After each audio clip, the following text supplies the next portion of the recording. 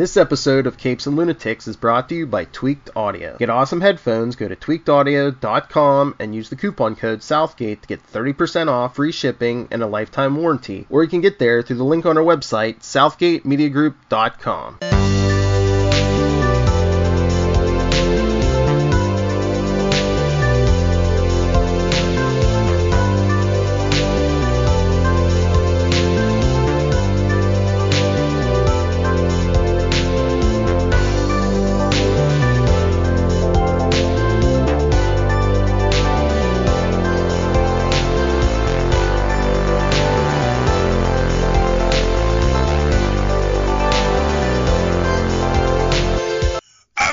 Me hearties, and welcome once again to Full Stream Ahead.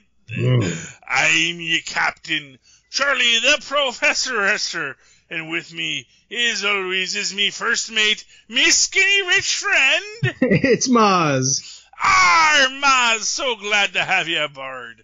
Once again, we are here to discuss Agent Carter, Season 1, Episode 2, Bridge and Tunnel. Howard Stark's deadliest weapon has fallen into enemy hands, and only Agent Carter can recover it. But can she do so before her undercover mission is discovered by SSR Chief Dooley and Agent Thompson? Hey, you know who directed this one? Who? A guy by the name of Joe Russo. Oh. You might have heard of him. He has a bit of a career ahead of him right now. So yeah, glad to have you here, Joe. Hope you did well, because I think this might even predate Winter Soldier, so this might have even been his test. I don't know, man. That's pretty awesome. Stan Lee and Jack Kirby, of course, get our Marvel created by credits, or based on Marvel Comics by credits. Christopher Marcus and Stephen McFeely, remember that name, get our created by credits this week. Eric Pearson is our written by credit, and of course, you know, Eric Pearson, that man, he works like a dog. He's also got that story editor credit. Haley Atwell, of course, once again, Peggy Carter, Chad Michael Murray as Jack Thompson, James Darcy as Edwin Jarvis, Enver Gyoka as Daniel Soser, and Shea Wickham as Roger Dooley. Lindsay Fonesca is our Angie Martinelli. Is she really Maria Stark?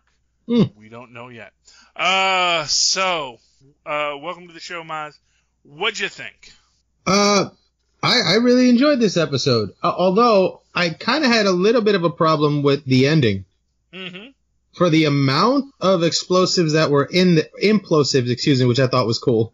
It didn't seem like if one of those is gonna blow up how many blocks, avenues, and then, 80 of them just, I don't know, it seemed a little ridiculous. No? Well, here's what I'll say. We see, so if you're watching when you get to the end of it, you see that there's still some charged stuff off in the distance. There's still some weird glowy things. I think basically a lot of fish died. Right, and the lake imploded into itself. Exactly. Now, of course, it's a liquid, so it's not going to stay that way. So, I don't think that was the lake. That was the freaking Atlantic Ocean. They're in it's Cedar Grove. That's nowhere near the ocean. So, yeah. So I think whatever it was, I think basically basically the damage was contained within something that was utterly destroyed. In fact, I think Fat Guy even makes the point that, because I guess he grew up in Cedar Grove, which is in New Jersey, just past Montclair, where all the Radium girls were. He makes the point that he used to go skinny dipping there, and they make the point that that's. And the other Jersey reference we get, of course, is how dangerous Hoboken is.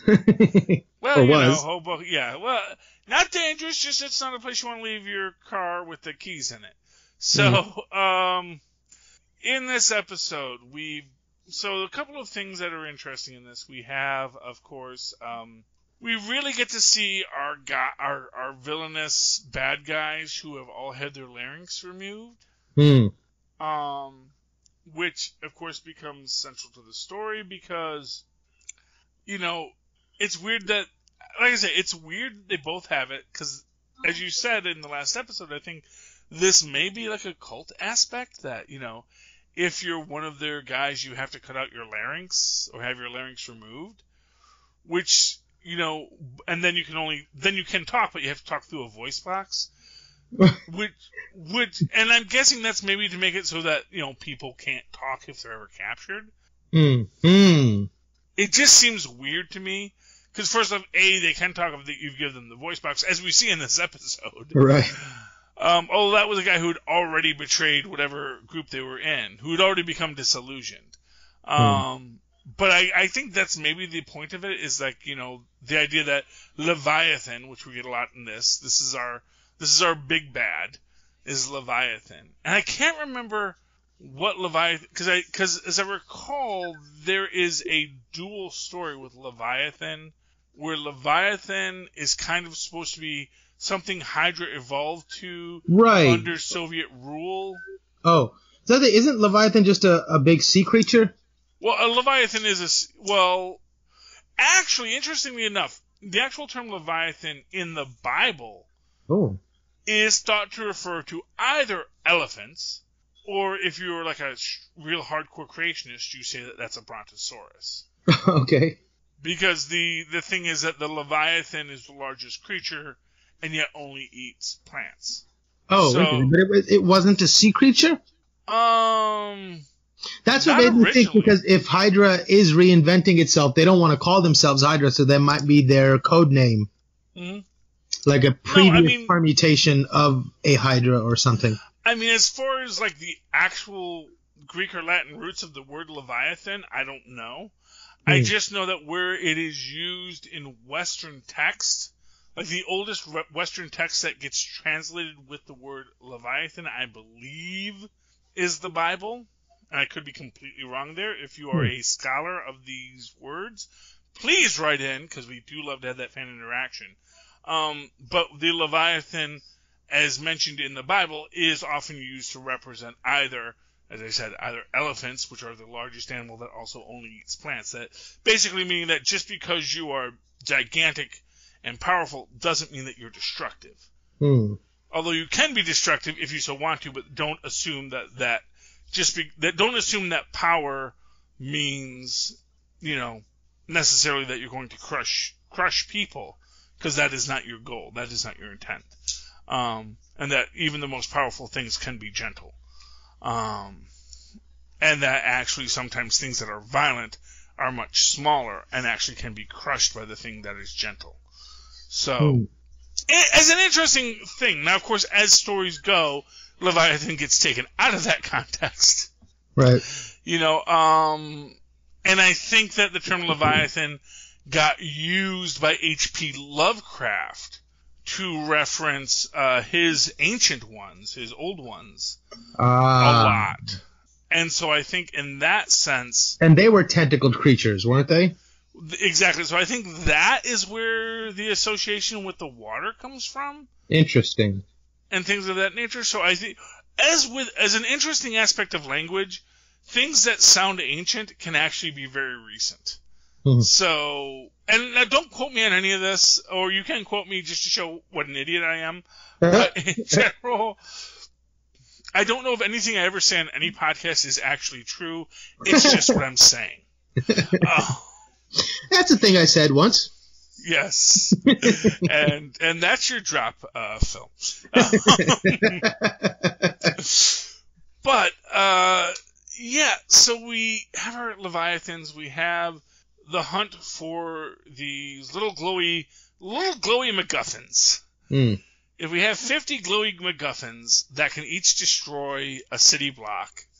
Right, definitely made to look like little hand grenades. What I love about, that's the thing about it. It's like, it's an atom bomb, but also not an atom bomb, because it's like completely not something that could like poison the land for 1,000 years.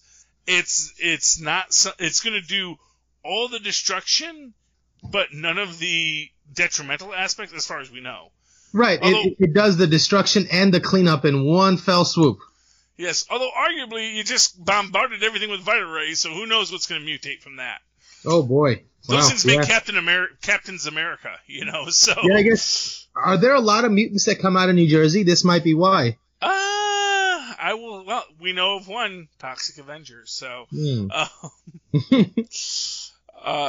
you know, it's an interesting possibility there. We'll have to see that come back. For some reason, I want to think that the Leviathan storyline is meant to tie into the Inhumans storyline. Like the original Inhumans storyline, not the Inhumans movie storyline that was too good to tie into the actual Agents of S.H.I.E.L.D. Inhumans storyline, which was actually quite good, that came before it, you know. Yeah, it's just an interesting thing. But yeah, because I believe that Sky's mother, who is the Inhuman, was dissected by the Nazi Whitehall. I believe he actually winds up as the head of Leviathan at some point. So if I recall correctly, I think that's what the story was. I could be completely wrong on that again. Like I said, just because I say it doesn't mean it's true. But yeah, so in this story we have Peggy trying to track this stuff down. Of course, she lost her apartment because her roommate got murdered, which is not a fun way to lose your apartment. And we have this neat little thing because, of course, Angie, who I still say is Tony Stark's mother, and until I get confirmation that Angie is not Tony Stark's mother, that is my statement. It is an open question. Her name is either Maria Angela or Angela Maria, but whatever it goes, like, or Angela is her stage name because she's an actress, as we know. Right. Which also makes me think it would be the perfect person to pull to be a Plant, someone who has acting experience. Mm-hmm. Or at least a really good backstory for, you know? Yeah, I mean, I'm not going to, and again, I'm not going to say you're right, but I'm not going to say you're wrong. You're killing me, Mozz. You're killing me. Okay. No, there's such a great character that we're going to be getting in this show, who we may or may not have already met, who really is so much a part of the MCU history that is being written and will eventually come out later. Like, that's the one, and this is this thing about this Agent Carter is this really unique gem in that it was situated in a perfect spot in the MCU, both in the fact that it is really MCU adjacent, as you said in the last episode, and as we pointed out, possibly much more MCU adjacent than any other series, because they were able to bring in characters that have already been referenced, because a history was established that they could now talk about in the past as things that would one day be, but also because I think they had a close enough relationship, and because they knew of things that would be coming out, just because of the nature of the basic comic book story and what works, that they knew that certain things were going to be there, that they could play the odds and mention it in a way that I think, you know, a lot of other people can't, per se, but it's like you knew that this person was going to have this reference later, and to basically show the origins of that world is really amazing. Right, and they've been doing such a great job of that right from the get-go, from the first Iron Man, you know, mentioning certain things, or even in the hidden, deleted scenes, they mentioned things that they were planning. Exactly, and that's beautiful. Yeah, honestly, that is the thing. I think that, you know, one of the things that the MCU gets right, and one of the things that I think this goes right, and as we said, this is actually directed by Joe Russo, which is half of the Russo brothers. You know, that is actually pretty impressive, given how the Russos are now the, you know, really the stars of the MCU. Really, they're the guys who got the torch after Joss Whedon, you know, for whatever reason, got a little burnt out, got the job trying to fix Justice League, and, you know. Yeah, poor guy. He did his best. He did his darndest. Because as people will tell you, anything else you want to say about Joss Whedon? He actually likes comic book characters and comic book stories, and actually really appreciates the history and the quality of them, and tries to imbue that as much as he can. But moving right along, in this episode we have the introduction of Betty Carver, wartime nurse, and best gal of Captain America. And so this is like, so to me, this is one of the, so, okay. I love this little tidbit because it is so much about the propaganda tool of Captain America. And the fact, so here's, if you ever watch the first Avenger, there is this whole, they do a great montage of all the stuff Cap was doing before he went to war. One of the things he does is he does a set of serials, which to me, that's where the name the Howling Commandos comes from. That when you have, there's a scene where you see Cap marching with a bunch of guys in green, leading his little ragtag team. I feel that's the Howling Commandos. That there was a set of shorts they did to help the war effort of Captain America and his Howling Commandos. And, you know, and that was them. And then when he actually meets a real ragtag group of prisoners, they become the Howling Commandos that then get led by Cap and Bucky on a number of raids, of which Bucky was always a member. And I think that's the origins of that. But I also feel that that idea stems from this moment when he was doing this propaganda. And here's the thing. There is a character from the actual 1940s comics called Betty Ross, or Betsy Ross, who was essentially Captain America's girlfriend before Peggy Carter. So, because for those who don't know, Peggy Carter didn't exist until the 1960s. And she was originally she was originally written as a ship passing in the night character. So essentially what happened, so to give you some history on the real Peggy Carter, she was a resistance fighter in World War II. She and Cap met briefly, had like that huge animal magnetism, freeing some thing in France, and then never met again. Maybe they had one night together, maybe they didn't have one night together. That's not for you to know. You know, gentleman never tells. At the same time, in the comic books continuity, Cap had met this woman named Sharon Carter, who was also named Agent 13, because that was the name of Peggy Carter. Peggy Carter was Agent 13. And she looks a little like her, and he feels that same connection with Sharon Carter. Then, Cap is in a building in New York, and living in that building in New York, there's a whole other thing about Peggy Carter going insane after Cap dies, but then they kind of retcon that out of it, and then she's just living in his building as this old woman that he doesn't realize is actually Peggy Carter for a while. So the love triangle between Peggy Carter, Sharon Carter, and Captain America is one of the weirdest stories in comics. It eventually got retconned so that Sharon was Peggy's niece. Originally, Sharon was Peggy's younger sister. Ooh. But because of at that time, 20-year time gap, it was like one of those really, long distance, where you have, 20-year-old daughter, and then you have your change of life baby. One of those kind of situations.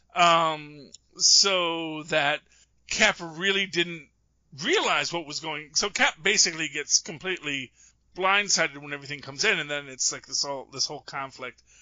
And then later they actually bring Peggy Carter back in the Avengers, again as an older woman, who then is actually running essentially the communications the phone company.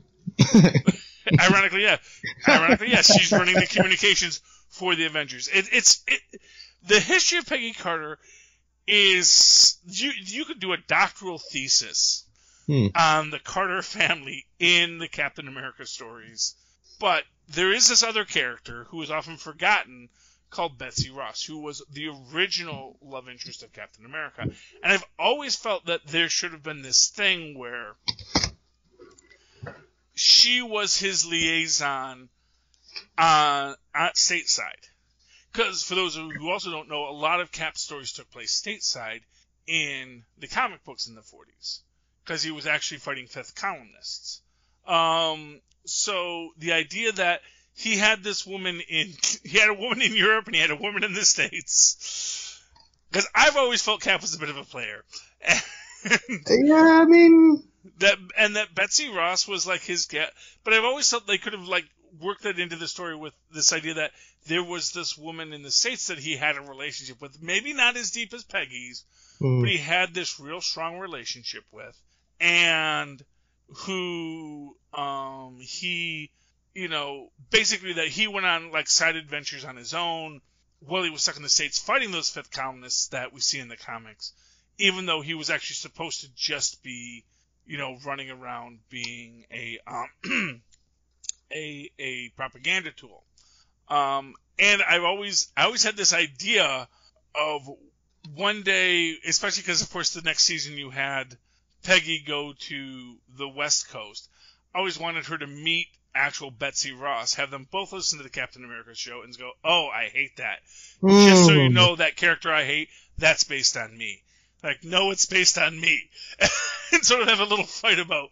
Wait, that would be great. That would be really funny. Exactly, because for what it's worth, I always felt that the idea... it's sort of like when they say, oh, Luke died a virgin. It's like, you know what? Don't tell me Luke died a virgin. First off, because it's your obsession with sexuality, whether or not he does or not. But just acting like this person never had a life before you met them. And, because for what it's worth, Mark Hamill was a handsome young guy even on Tatooine. So even without being a Jedi, it's entirely possible that there were other females on that planet that Luke had, had moments with, had dates with, Maybe not a princess, but, he could have had a life out there, too. Clearly humans exist on Tatooine. His mom was a human, And it's the future, man. I mean, I don't think people discriminated as much then. That's the past, yeah. Oh, fair enough. Is it? It's long ago in a galaxy far, far away. Oh, that's true. Fair enough. Everyone always forgets that. But yeah, so that's the thing with me. So I really always felt that Steve Rogers having more than one, basically the idea of Steve Rogers as a obsessed guy about the first girl who looked twice at him is pretty pathetic. I don't think that's who Steve Rogers is. Steve Rogers is a guy who, because I can see Steve Rogers, like, so when he's with the girl at the thing, but he's still thinking, I just want to be, it's like, great, it's a girl, but I want to be fighting, I want to be doing my part. I get that, but when Steve is doing his part, and there are women, as we see, like Star-Lord's grandma, throwing themselves at Steve, you gotta feel like, you know what, maybe... And for what it's worth, if there's a little super soldier in that DNA, maybe that's why the celestial DNA kind of took to it too. So, just throwing all my fan theories out there in this moment. Now, getting back to the actual episode we're talking about. What happens in this episode? In this episode... the introduction of the Roxxon chief. Yes! And we meet, I want to say that's Ray Wise. Do you know who Ray Wise is? No. He played the devil in Reaper, which is one of my favorite shows by what's his name? The guy who did Mallrats. Oh, Kevin Smith? Kevin Smith, yes. I'm just looking for his name here. Yeah, Ray Wise is Okay, somebody's riding a motorcycle. Yeah. Yeah, sorry. No, that's fine. I didn't know you were on the I-95. Yeah, Ray Wise plays Hugh Jones, who is, again, one of these characters we're going to see a lot of in Agent Carter, and I want to say he shows up elsewhere in the MCU, in maybe some Agents of S.H.I.E.L.D. stuff. Maybe not as Ray Wise, but maybe referenced or a flashback to. because he is Roxanne Oil. In fact, he does show up in season 2 too. So Ray Wise makes it through to season 2 and is just in general great in everything he does. Ray Wise is just a fantastic actor, and what he does is he plays the devil really well. Where much like Tom Hiddleston is jokey, Tom Hiddleston as Loki, where it's just like he's completely charming and he's completely delightful, even as he's basically telling you to, sell you his soul. What were you doing with that soul anyway? Why don't you give that to me? Let me hold that soul for you.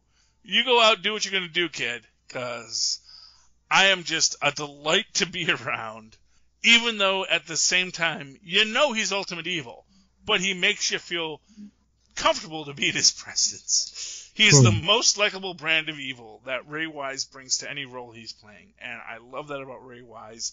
And Ray Wise is also in Fresh Off the Boat, and he, again, is just a delightful guy who is definitely smarmy. Right. But he is smarmy in such a way that you're almost like, I can't be mad at him for being that smarmy. He's delightful in this, and I just think like anybody wearing an ascot is probably evil. Does that include Fred? Fred? Fred from Scooby-Doo. Oh. The most famous proponent of the ascot. Yes, he did wear an ascot, right? Yeah, he did. I don't know, maybe he was evil. Maybe it was an inside job the whole time. Maybe he was evil the whole time. Just like Peggy Carter, which we see in this episode. Because we do catch, after, by the way, we were saying that listen for that, name, we say McFeely. Actually, it is just McPhee. Sheldon McPhee, Devin Ratrain, is the milk truck driver who comes into this, but I think that maybe he dropped the LE. Sort of like how the actual guy that tormented Wes Craven as a kid was named Freddy Krug, and not Freddy Krueger. Yeah. So yeah, it's like, we'll drop a consonant, we'll add a consonant, Yeah, just so we don't get sued. Yeah, or just so that it's not too obvious. But yes, yeah, no, that was the name of Wes Craven's childhood buddy. Well, actually, he said his childhood. Well, he said it was Fred Krug, and that's where he came up with the name with Freddy Krueger. I believe he said it was Fred Krug. I know he's definitely said it was Krug because in Last House on the Left, the villain is actually named Krug. So, fun facts about Wes Craven. That's what you come here for, right, people? But, so they track down that a milk truck driver is the guy who has the bombs, but he's kind of a patsy. We get a great new scene with the Captain America radio show, because everyone's listened to it, the most popular show in America, And as she's doing the fight scene with McPhee, which of course he is completely outmatched in,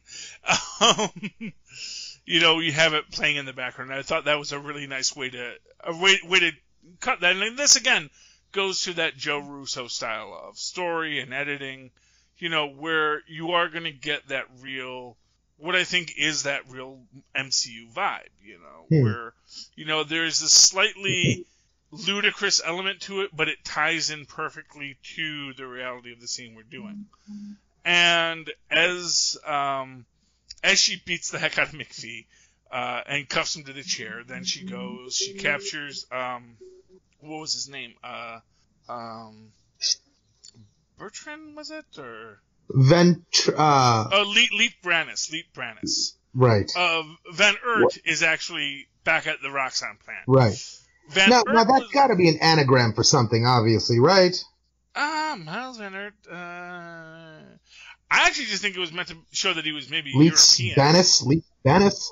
Oh, Leet Bannis. Oh, fair enough. Leap Bennis is the guy she captures. I thought we were talking about Van Ert, who was the scientist who gave Leap Bennis the materials.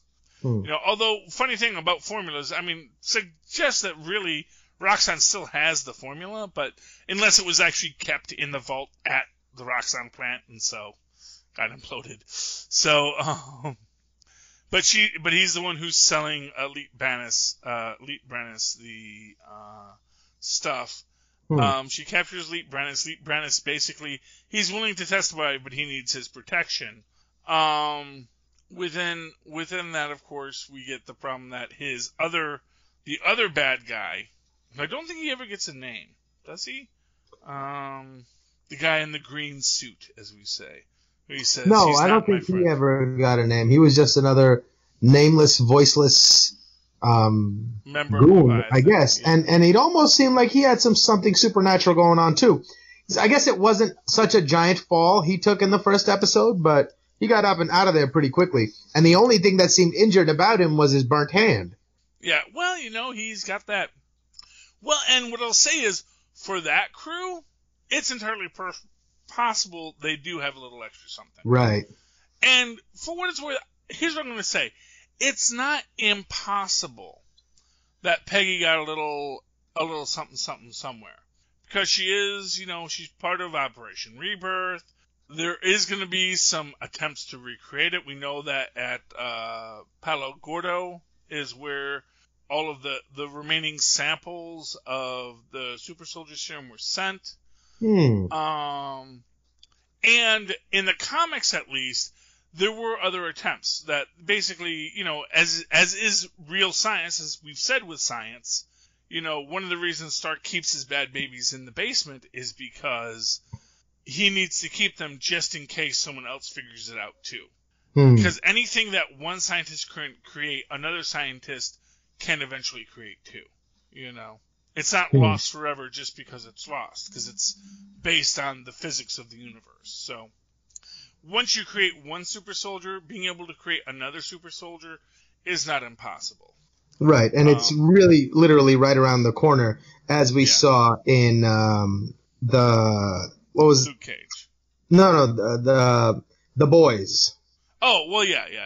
Well, that's a different comic book company, but yeah, the same idea. Yeah. And although in that case, again, it's actually that in the Boys, what we saw was actually Veidt actually kept a close rein on it, and one imagines that Veidt was probably doing something more similar to De Beers, where anyone who wanted to work on superheroism basically got hired by them. And that's sort of how you keep superheroes under wraps, is you just make sure that everybody who works with superheroes, that's how diamonds got to be a rare stone. Yeah, and because anyone who mines diamonds, De Beers would just say, "Tell you what, give me $1 million. I'll give you $1 million." And so they probably bought a lot of empty coal mines that maybe had one diamond in them, but because nobody else was mining diamonds, they basically paid people to just not mine diamonds, and that was their whole shtick. And I get the feeling that in The Boys, that's what Veidt does, is they pay people not to figure out how to make superheroes. Right, but even then, sort of, you can't count on you being able to suppress it. And again, it leads me back to Dr. Ian Malcolm from Jurassic Park, where he says life finds a way. Yeah, well, yeah. I mean, and science finds a way. Right. There's that energy, that impetus for some knowledge to be out. And at some point, there will be a mechanism by which somebody's greed or something is ignited, some sort of emotion that makes them go against the grain. That energy, that information needs to get out. It's like it has a life of its own. Exactly. And, that is essentially what we're experiencing here, And right to your point, saying once you've done it, it's almost impossible to not have it spread, no matter what you do. Mm-hmm. Well, exactly, and that is the crux of the biscuit, is that we are going to get more super soldiers, and we do see in the Marvel Universe that, super soldiers are coming. We saw in the Hulk that, just because, we saw the Reinhardt experiments, which had a bunch of super soldier serum, enough to make an abomination, which implies, fun fact, there probably was a 50s Captain America. That there was another person who put on the suit after the fact. However they worked it, all these things probably occurred. And whether or not we're ever going to see a William Burnside in, Falcon and Winter Soldier, somewhere else, all those things are possibilities. But we saw that, yes, they established that, from General Ross's point of view. And fun fact about General Ross, remember that Betsy Ross I was mentioning before? Yep. That's his aunt. Yeah. Yes, that was a retcon. But basically, in the comic story, Betsy Ross, after Steve Rogers goes missing, she hooks up with Jeff Mace, who is the third Captain America. Basically, so after Captain America, a hero named the Patriot, I'm forgetting what his real name was, but he becomes Captain America. Then shortly thereafter, he dies, and Jeff Mace, who was a character by the name of the Spirit of 76, and I could be getting these two guys confused, puts on the costume, he becomes Captain America, and also gets like a whole thing where like the Invaders don't, because they said, you weren't chosen for the role, you just put on the costume because you came in, you saw Captain America was dead, and you said Captain America can't die, and you put on the costume and started fighting in his name. Left the other poor guy naked. That is the interesting story there. Anyway, in that story, Betsy Ross, who is the handler for Captain America in those stories, basically winds up falling in love with Jeff Mace as well. They go off. He becomes a newspaper publisher. They have a life, and their little nephew, Tad Ross, keeps on coming over because, they're watching him. For her sister, or her brother's kid, Ted Ross. They'd watch him because, if you're a childless couple, you watch your brother and sister's kids because, you're lucky enough to not have kids and still get to go out to eat on occasion. So, but yeah, so that's how the entire story of Captain America ties into the larger thing. And with General Ross coming back in Black Widow, I'm still hoping for my Betsy Ross storyline here, I'm still hoping for something, and here's what I'm going to say, it can be just something that is mentioned that annoys people, like when Bucky said that he killed Hitler, and lots of people got mad about that, because they said, how can Bucky say he killed Hitler? Everyone knows the Human Torch killed Hitler, completely forgetting that in Marvel Comics, lots of people have killed Hitler. Because Hitler comes back in the 60s in South America, leading a little country as the hate monger, and he gets shot by some guy off screen. So, no, I just thought that was like a reference to the fact that there were many worlds and probably many Hitlers. No, there's like just one Hitler. He keeps on coming back in the MCU. Oh wow! Hitler's an actual supervillain in the Marvel Comics universe. They haven't established that in the MCU because you can't do a lot with Hitler in international fare.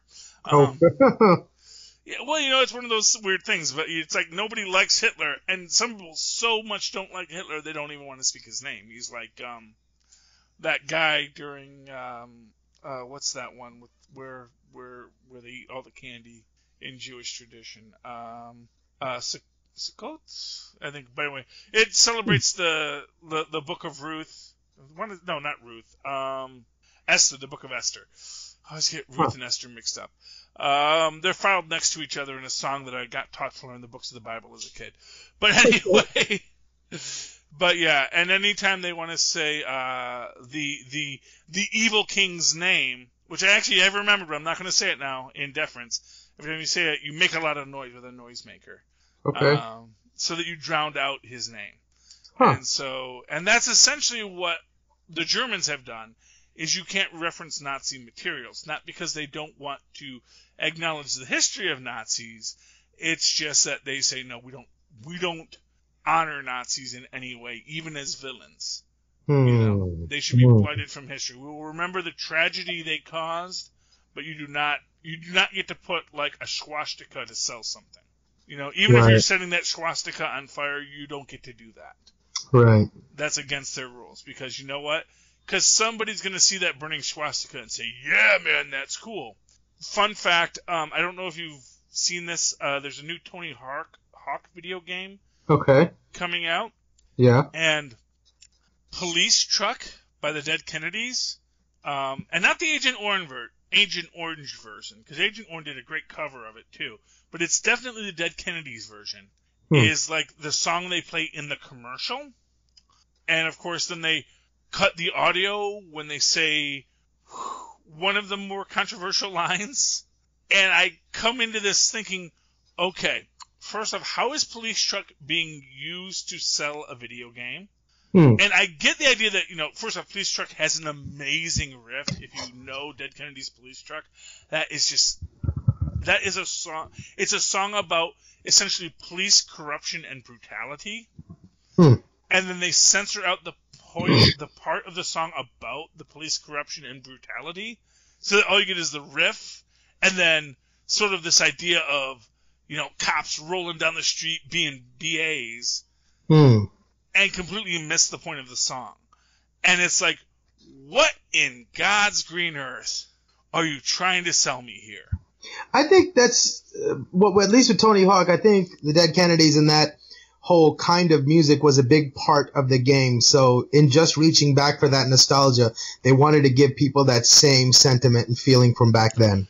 But I don't think people were as sensitive back then either. So, you know how people think that Born in the USA is a patriotic ballad? Yeah. And it's not?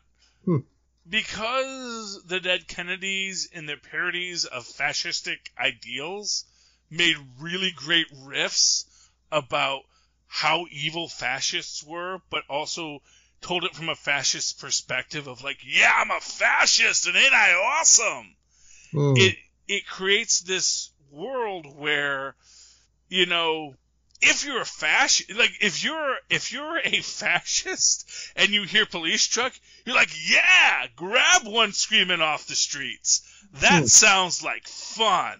You guys are awesome. You Dead Kennedys, you get it. Fascism is cool. And that is not the actual idea that Mr. Biafra was going for at the time. I say that with some certainty. Well, it could be sort of a tool meant to point out people's inside intentions. Like if you meet somebody and they say, oh yeah, that's a great song, and you think they're appreciating for the wrong reasons, they've unwittingly let you know what kind of person they are. And maybe in that way it's some subversive form of art, Well, exactly. And to get back to the idea that actually inspired this drunken rant, because I do lose those every so often. We were actually talking about why Germans don't like to have swastikas in ad campaigns.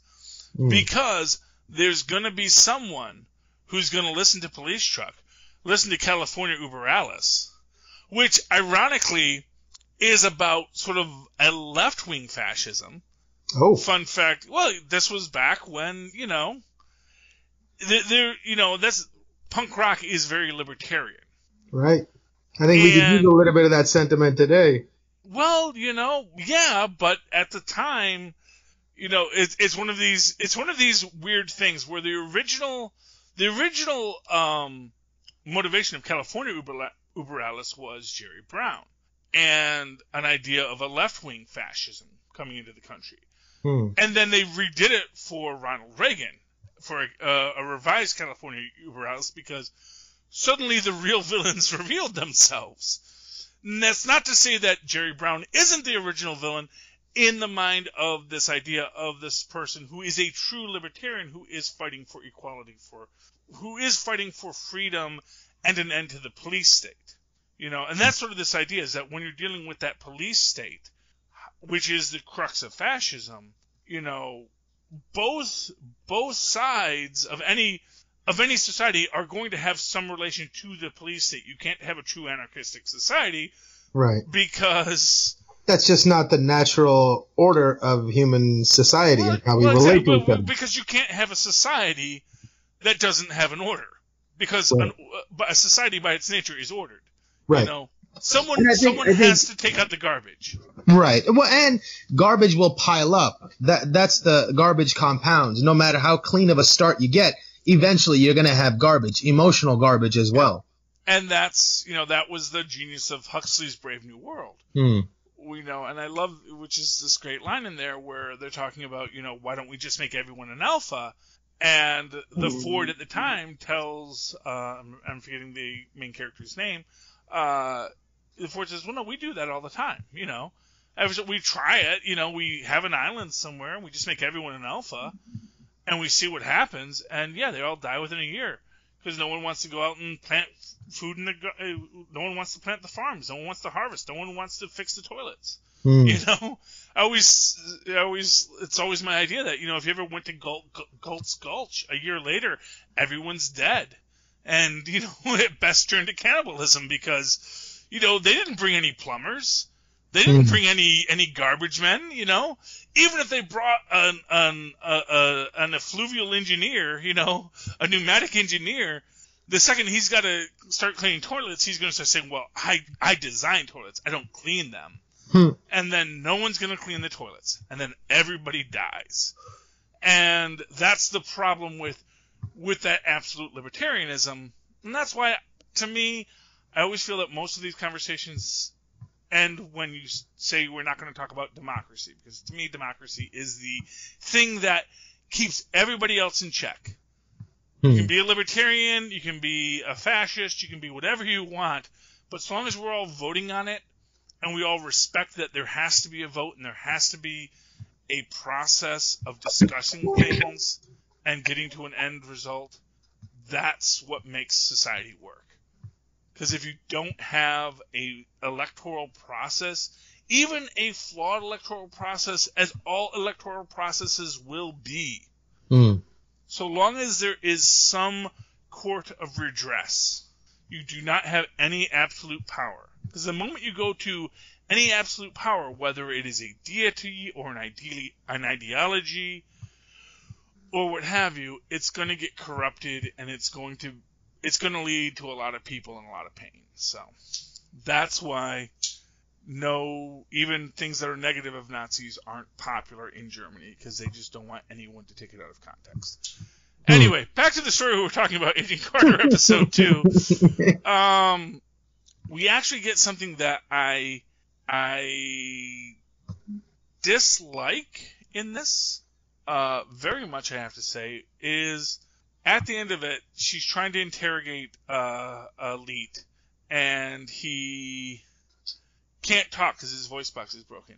And he draws this symbol of what looks like sort of a heart with a little S on it. Or a line through it or something. Yeah. It was definitely a squiggle. It could be a snake. It's like, are you drawing a heart? Are you drawing a snake? It's like, what are you drawing? Which just strikes me as weird that you couldn't just write A, B, C, D, E, Right, right. Just write a couple letters, Steve. Steve is the problem, or Roy, or Roxanne is actually the evil guy. Look into them some more. Whatever it is he's going to draw, and I don't know what he's going to draw. But then, after it's drawn, Peggy wipes it out. And I felt that was not cool. Why? Because that's a clue. Right, and whatever but the clue she also is, knows that the bumbling idiots following her have no capacity to actually properly make use of it, and they're only going to get in her way. But no, first off, no. Because I think both Dooley and Sousa are shown to be very capable. Fair enough. But in their place, I think the one thing I kept thinking about this as a narrative tool was that what this affords Agent Carter is to have constantly having backup without having to call it. They're right behind her every step of the way, and if she ever needs them, all she has to do is stay put for 10 minutes. Excuse me. Although along those lines, the only reason they get that was because they do beat the heck out of Van Hurt. of which, again, Peggy's more than happy to turn a blind eye to. Right. So she turns that blind eye to Van Ert getting beaten. Because, hey, this is the fascism she supports. It's fascism, but it's the good fascism. Which, is kind of the problem right. that we just were My discussing. Fascism is better than your fascism. Exactly. So in this moment, as we're beating the heck out of Van Ert, she goes and does this. But the thing is that, yes, they're behind her because they're doing these things. If she wants them to still be behind her, maybe she should leave the clue. Because if nothing else, someone else might see something in the clue that she's going to miss. And so so in this story, Peggy has two big marks against her. She says nothing about the interrogation, where they beat the guy so bad he actually bites through the stick when they're doing the carrot and the stick. And then, of course, Thompson comes in with the stick and says, no, you just want to bite down on the stick. This is some Tarantino-level stuff. I think Inglourious Basterds had come out just recently at the time. So, within that entire structure, yeah, where she's looking the other way, and he's basically, okay, you boys do what you're going to do. And it's not that I don't think that she felt morally questioned about it, but she didn't feel in a place to morally question it. Or have the tools at her disposal to do anything about it. And that's the converse argument, is that, you know what, these guys are going to do this, and her argument against it is irrelevant. This one guy getting beat up, she's worried about, the whole of New York being blown up. Yeah, and to be fair, this is a guy who probably deserves it, and that's right. But that is, for what it's worth, that is of course the glory of fascism. Is right. That if you want to be a fascist, you're like, well, no. If you're a bad guy, then yeah, the Punisher should shoot you, But it's just like, well, first off, how do we know? Because since we only see the story where the guy's the bad guy. We don't see the story where, well, we thought he might be a bad guy. You never see the gray area in it. And that, I think, is, it's at once the problem and the solution, I suppose. That, if we actually acknowledge that there are gray areas, that leads to the problem, because then we are all worried about the gray areas, and then we don't deal with the solutions in the larger sense. But as I always say, the question that you have to always ask is, what's our end goal? And if we accept that evil exists, it just becomes this question of how much evil are we willing to allow the majority of humanity, and the significant majority of humanity. I think you need like a 2/3 majority of humanity to be okay before we get, and this is where democracy comes in. And I think the other perspective on that argument is, we have to come to terms with that, none of us are blameless. We all have a bit of the evil in us so to expect to have a world without any evil in it is not really seeing our true selves, which is, a big misstep to begin with.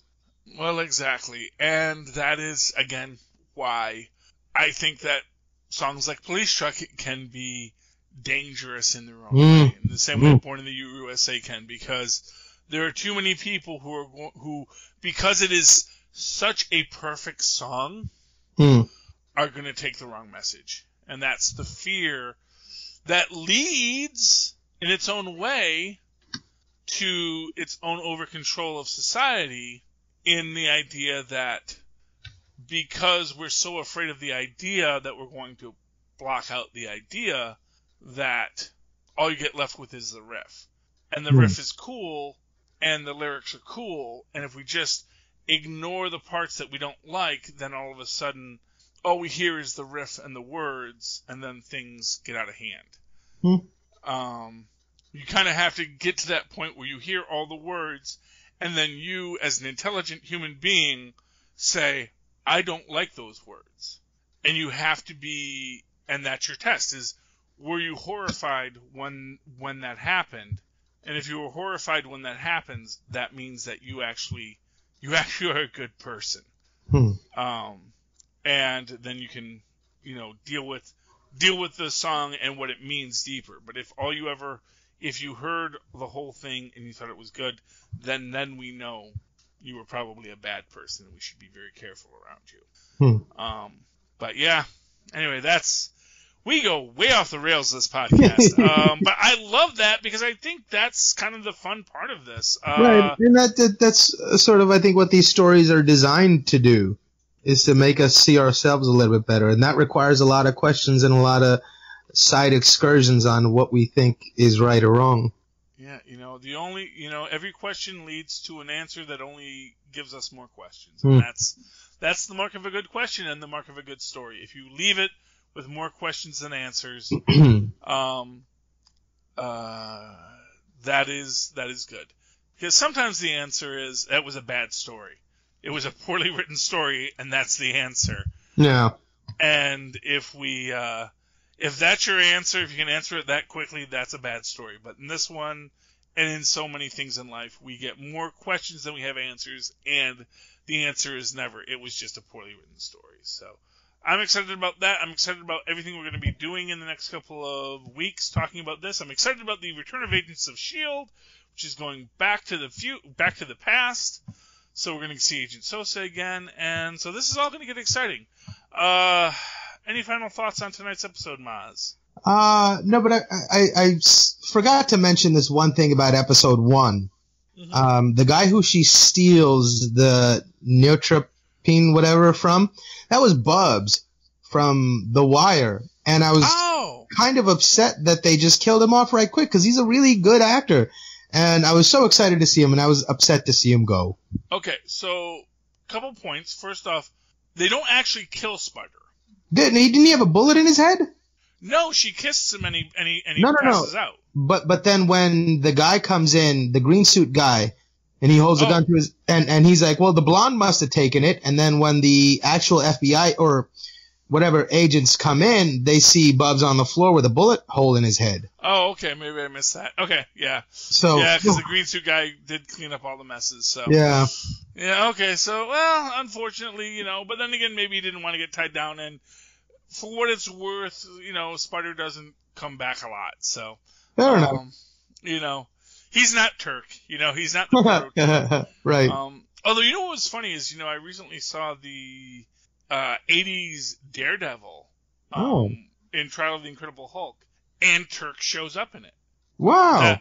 Yeah, no fucking Nelson, no Karen Page, but they have the Turk as the guy that Daredevil goes to get his information on the sea.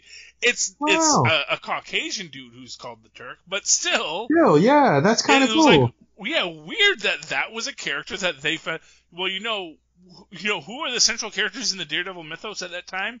Kingpin, Daredevil, and Turk. And those are the three we brought into the Incredible Hulk universe. So, wow.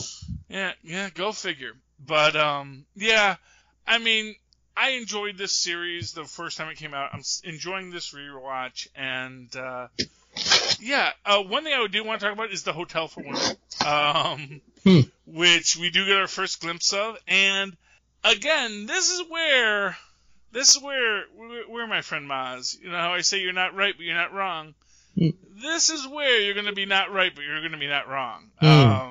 Where somehow along all the storylines, someone knew to keep tabs on Ms. Carter here, and it's all going to come out in the hotel. So watch for that in coming episodes, kids. I hope I've tantalized you. In the meantime, Mozz, if people would like to tell you how tantalized they are, how can they find you? Oh, they can email me at mozzmanzor@gmail.com or find me on Facebook under Mozz Manzor. That's MOZZMANZOOR. And, of course, if you'd like to write to me in that old-fashioned email way, where Mozz and Paz once did, do so at superconnectivityblog@gmail.com. That's superconnectivityblog, all one word, at gmail.com. And, of course, follow me on the Twitter as I live tweet Agents of S.H.I.E.L.D. coming back May 27th. It's going to be awesome. Sosa's going to be there, so you got to come back for that. At Charlie Esser, that's CHARLIE, yes, SCR. Look for the 2 E's in the middle. For quality. Ding! Thank you, Mozz. All right, me hearties. You have managed to endure our very long voyage this week on our lovely good ship, Agent Carter. As you disembark, go about your life, but be sure to come back again as we go full stream ahead. Arrgh.